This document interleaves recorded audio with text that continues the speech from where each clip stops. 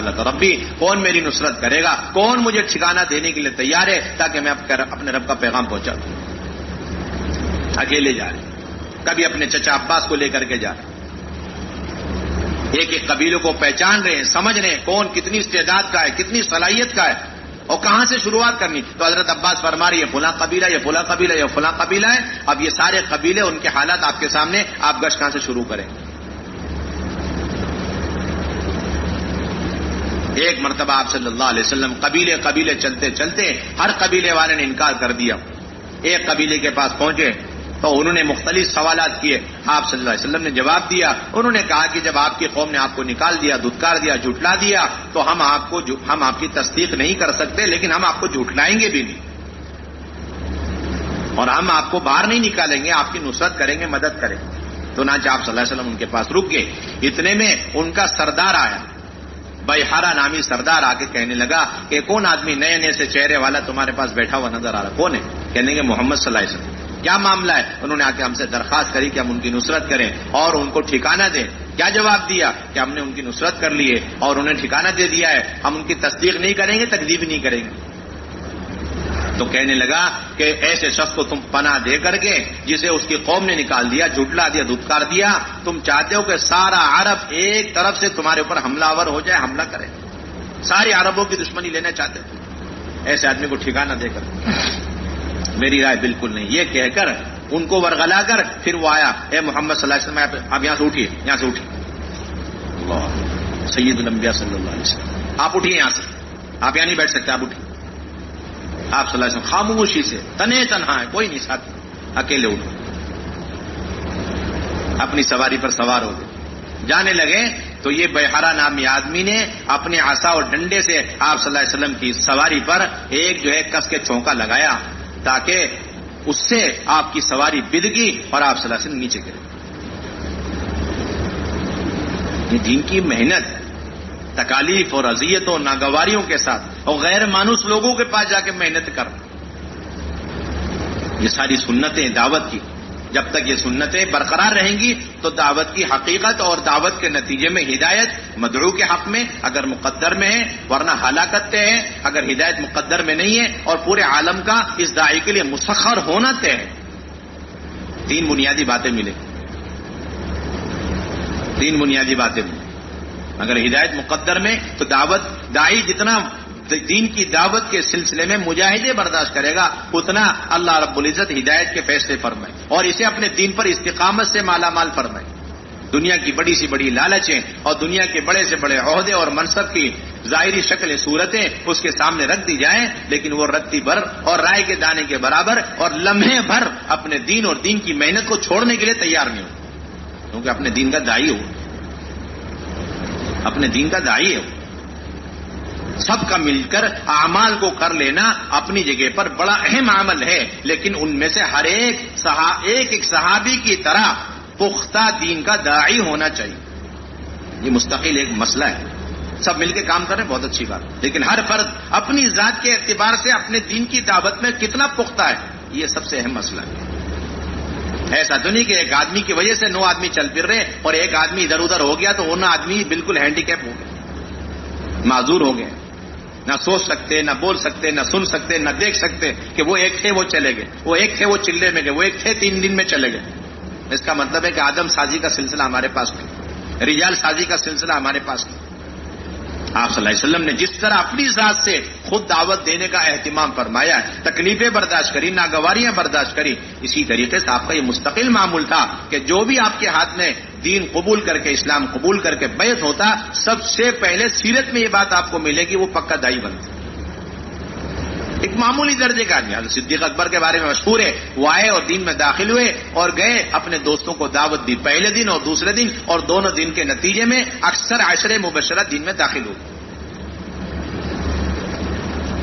ایک معمولی درجے کا آدمی، ایک اعرابی ہے، وہ اللہ کے نبی صلی اللہ علیہ وسلم اسے دعوت دے رہے ہیں، درخت آپ کی گواہی دے رہا ہے 3 مرتبہ کر کے، اور پھر جیسے وہ کلمہ پڑھ کے مسلمان ہوا، اب وہ کہہ رہا ہے میں فوراً جاؤں گا اور اپنی قوم کو جا کے دعوت دوں گا. اگر میری قوم مان لے بہت اچھی بات ہے، ورنہ میں تو تنہا تنہا آپ کے پاس آ کے زندگی بھر آپ کے ساتھ رہوں. یہ ہر ایک کے اندر مشترکہ چیز ملے گی آپ، یعنی مل جل کر کے. وہ اپنی جگہ پر ہے، لیکن ہر فرد اپنی ذات سے میں اپنی قوم کو، اپنے قبیلے کو، ہر فرد امت کو دعوت دوں، اس میں میں اپنی جان لگاؤں، اپنے مال لگاؤں. یہ دعوت کی اہم اور بنیادی سنت ہے.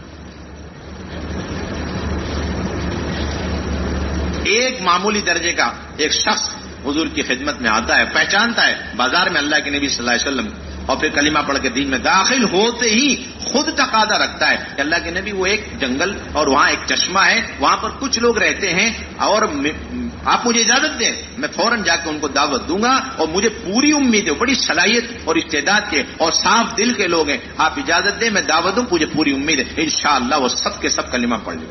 عجیب بات ہے، ایک نیا آدمی، اس کا نام بھی نہیں ملتا، بس رجل کر کے ذکر آتا ہے، ایک فرد کلمہ پڑھ لیا بازار میں، اور وہیں پر دائی بن کر کے وہ اگلے دوسرے گشت کے لیے جا رہا ہے بنجر علاقوں میں. یہاں ہمیں پتہ ہی نہیں 10 سال ہو گئے دوسری مسجد میں کام کو کیسے اٹھانا کچھ پتہ ہی نہیں، مشورے چل رہے بیٹھے ہوئے. جب گشت کی شکل میں نہج میں ہوگا تبھی تو دوسرے گشتوں کے ذریعے سے قریب کے دور کے محلوں کے اندر کام کی پختگی اور کام وجود میں آئے گا. جب گشت ہی نہیں ہے، گشت کی شکل میں نہیں، گشت سے متعلق جتنے مجاہد ہیں وہ نہیں. ہم سمجھتے ہیں وہ اللہ کے نبی کے مجاہد الگ اور یہ گشت الگ ہے، یہ اپنی مرضی سے کر لو، نہیں ایسا کچھ. اللہ تعالیٰ نے ان گشتوں کے اندر، ان ملاقاتوں کے اندر وہی انوارات، وہی ہدایت، وہی نورانیت. بلکہ مولانا یوسف رحمۃ اللہ علیہ کا ملفوظ، مولانا یوسف فرمایا کرتے تھے کہ تم یہ گشت کرتے رہو جن لوگوں سے موت تک کبھی ملنے کی امید نہیں ہے، اور ہر وقت وہ دین کے اور دینداروں کے سلسلے میں وہ کوششیں کرتے رہتے ہیں کہ کسی طریقے سے دین ختم ہو جائے. ایسے لوگوں کو اپنی گمراہی کا اور اپنے بھٹکنے کا اللہ آپ لوگوں کے گشتوں کے ذریعے سے احساس پیدا کر دے. ایسے جس طریقے سے کوئی آدمی گھنے جنگل میں بھٹک گیا ہے اور سورج کی کرنیں پتیوں کے بیچ میں سے اندر جاتی ہیں، شعاعیں، تو وہ محسوس کرتا ہے کہ میں شاید راستہ بھول گیا، بھٹک گیا. اور پھر تم ان تمام علاقوں کے اندر گشت کرتے رہو. ان بڑی بڑی عمارتوں کے دائیں بائیں سے تم گشت کرتے ہوئے فکروں کے ساتھ نکلتے رہو. تو فرماتے تھے جس طرح مسلسل سورج کی شعاعیں اور کرنیں اس گھنے جنگل کے اندر جانے کی وجہ سے وہ شخص ایک نہ ایک دن باہر نکلتا ہے اور سورج کی روشنی کے بنیاد پر وہ اپنی منزل تک پہنچ جاتا ہے. اسی طرح ایک وقت آئے گا یہ سارے حکام ہیں، وزراء ہیں اور مختلف امت کے طبقات ہیں، خواص ہیں، یہ سب کے سب نکل کر آئیں گے. وہ دن زیادہ دور نہیں کہ تمہارے سامنے گھٹنے ٹیک کر کلمہ نماز سیکھ رہے ہو. انہی کشتوں سے ہوگا. اللہ نے ہر دور کا باطل، چاہے نمرود کی شکل میں، فرعون کی شکل میں، حامان اور قارون کی شکل میں ہو، اور شداد کی شکل میں، قوم عاد قوم سمود کی شکل، جتنی شکل میں بھی باطل جب بھی آیا وہ ایک ہی راستہ تھا، دعوت. اس کے علاوہ کوئی راستہ نہیں.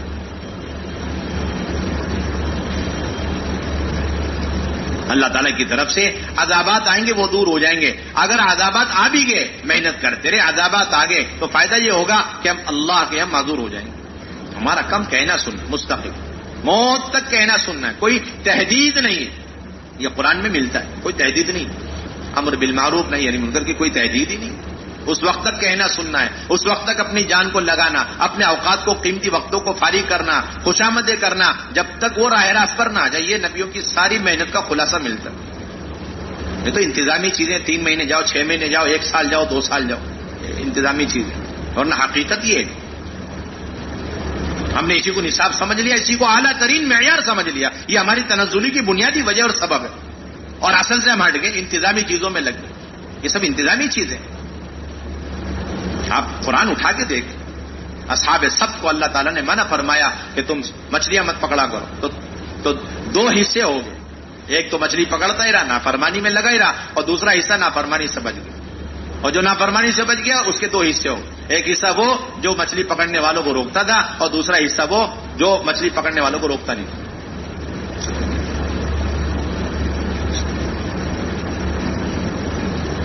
اب آیت کے اندر یہ فلما نسوا ما ذکروا به انجینا الذین ینهون عن السوء واخذنا الذین ظلموا بعذاب بئیس بما كانوا یفسقون. جب ان کو یاد دلایا گیا، یاد دہانیاں کی گئی، اور پھر بھی انہوں نے اسے بھلا دیا، تو پھر ہم نے ظالمین کو دردناک عذاب میں پکڑ لیا، ظالموں کو پکڑ لیا. حضرت عبداللہ بن عباس کا قول تفسیر جساس میں لکھا ہے، وہ فرماتے تھے اعیتنی ہذه الآیہ، اس آیت نے مجھے تھکا دیا، مجھے مطلب نہیں سمجھ میں آ رہا اس آیت. یہ بات صحیح ہے کہ جو نافرمانیوں میں رہے اور بات نہیں مانی وہ ہلاک ہوئے، یہ بات صحیح ہے. اور جو لوگ نافرمانی سے بچے اور نافرمانوں کو روکتے رہے، منع کرتے رہے، تو انہیں بھی نص قرآنی کی بنیاد پر یہ بات معلوم ہو گئی کہ ان کو نجات مل گئی. انجین الذین ینہون عن السوء. لیکن وہ جو تیسرا طائفہ اور تیسری جو جماعت تھی جو نافرمانی سے بچی ہوئی تھی لیکن نافرمانوں کو نہیں روک رہی تھی، ان کے بارے میں آیت میں کوئی تذکرہ نہیں. میں بہت پریشان ہوں، سمجھ نہیں پا رہا ان کا فیصلہ کیا ہوا. قرآن نے تو کچھ کہا ہی نہیں. تو ان کے شاگرد تھے حضرت مجاہد، کہنے لگے حضرت میں بتا دوں کیا، وہ بھی ہلاک ہو گئے. کیونکہ یہاں پر ہلاکت کا نجات کا اللہ تعالیٰ نے وعدہ صرف ایک طائفے اور ایک جماعت سے فرمایا، اس جماعت سے جو برائیوں سے ان کو روک رہی تھی بس. اور جس سے معلوم ہوا جس نے برائی سے نہیں روکا تو وہ بھی ظالم ہے، اور ظالموں کے ساتھ انہیں بھی اللہ نے پکڑ لیا. تو حضرت ابن عباس نے فرمایا تم نے میرا بہت بڑا بوجھ ہلکا کر دیا، اور یہ کہہ کر کے خلعت نصیب فرماؤ، اپنا لباس ہدیہ کر دیا. اور انہوں نے کہا بھی تھا لم تعظون قوما اللہ مہلکہم ومعذبہم عذابا شدیدا، کہ تم ایسی قوم کو نصیحتیں کیوں کرتے پھر رہے کہ جن کو اللہ تعالیٰ ہلاک کرنے والے ہیں یا پھر دردناک عذاب میں مبتلا کرنے والے. تو مسلسل سمجھا رہے تھے اور وہ مان نہیں رہے تھے. تو انہوں نے طے کر لیا، جس طرح ہم لوگ ہوتے نا طے کر لیتے ہیں، مجھے بہت سمجھا لیا. جماعتوں بھی کہتے ادھر مت جاؤ، ملاقات مت کرو.